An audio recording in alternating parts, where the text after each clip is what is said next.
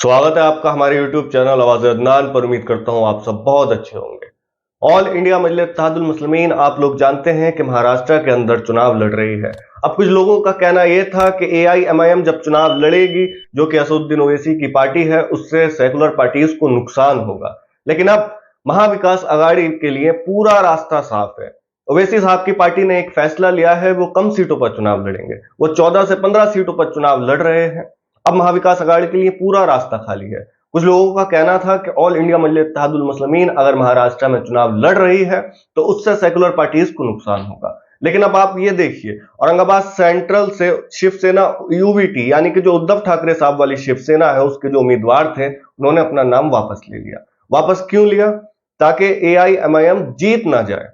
जी हां, 2014 में इम्तियाज जलील साहब औरंगाबाद सेंट्रल से विधायक बने थे। विधायक बनने के बाद 2019 में दूसरी पोजीशन पर आए।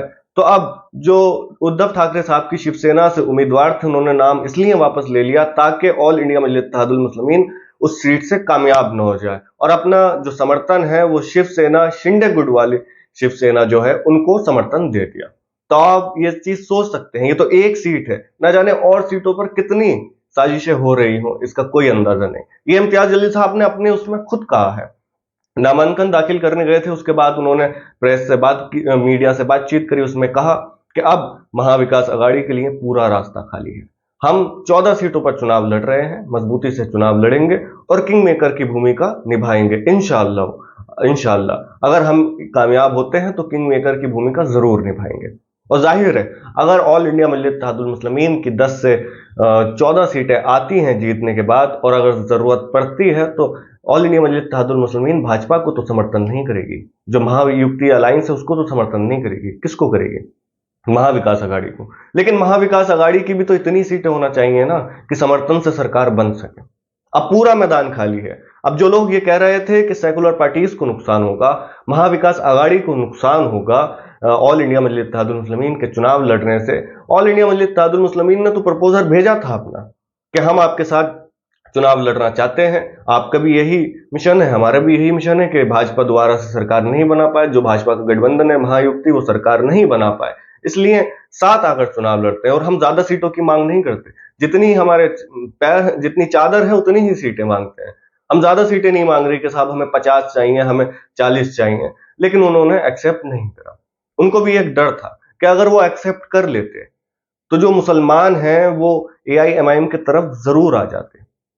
जाहिर है, जब वोट बंटन ही एक ही तरफ आता तो मुसलमान भरोसा करते कि अब तो हिस्सेदारी ऑल इंडिया मजलिस इत्तेहादुल मुस्लिमीन ने ले ली है, तो इसका असर पूरे हिंदुस्तान में दिखता, आने वाले बिहार के चुनावों में भी दिखता और उत्तर प्रदेश में 2027 के विधानसभा चुनाव में भी दिखता।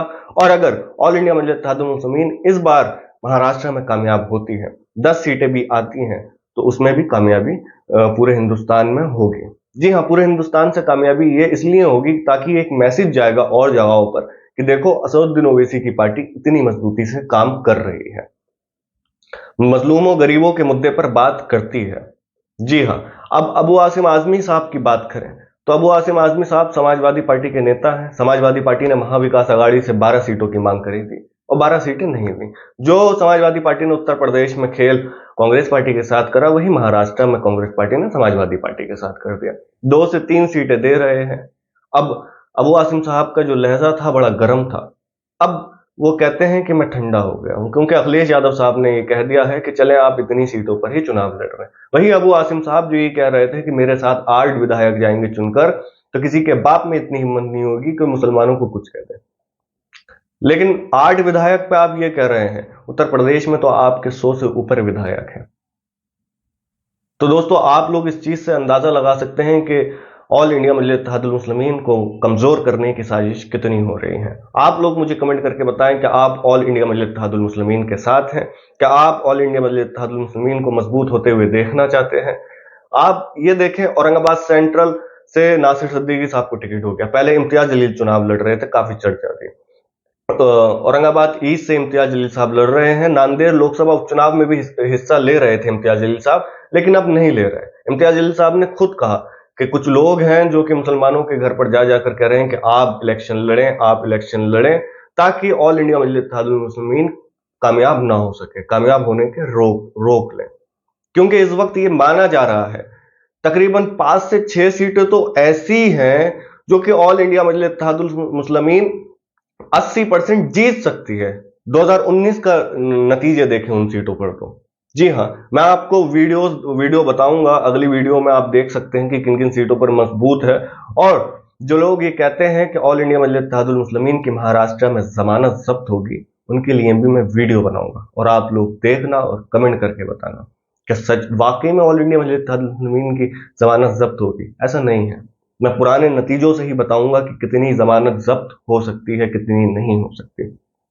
जिन सेकुलर पार्टीज को ये सपोर्ट करते हैं, यानी कि सपोर्ट करें वो तो आपकी मर्जी है, लेकिन जो सेकुलर पार्टीज यानी कि महाविकास अघाड़ी है, 2024 के लोकसभा चुनाव में एक भी मुसलमान को टिकट नहीं दिया था।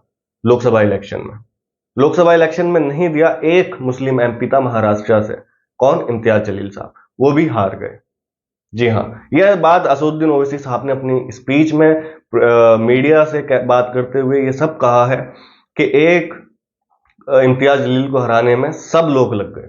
वही साजिश अब ऑल इंडिया मजलिस इत्तेहादुल मुस्लिमीन को कमजोर करने के लिए अब हो रही है, जो कि असेंबली चुनाव में ये कर रहे हैं। अब आप लोग मुझे कमेंट करके बताएं, अगर आप महाराष्ट्र से हैं तो मुझे कमेंट करके बताएं कि आप ऑल इंडिया मजलिस इत्तेहादुल मुस्लिमीन के साथ हैं, या आप हिंदुस्तान के किसी भी कोने से हैं तो मुझे कमेंट करके बताएं कि आप ऑल इंडिया मजलिस इत्तेहादुल मुस्लिमीन को मजबूत होता हुआ देखना चाहते हैं। अगर आपको वीडियो पसंद आई हो और AIMIM को सपोर्ट करते हो तो हमारे चैनल को जरूर सब्सक्राइब करें, वीडियो को जरूर लाइक करें।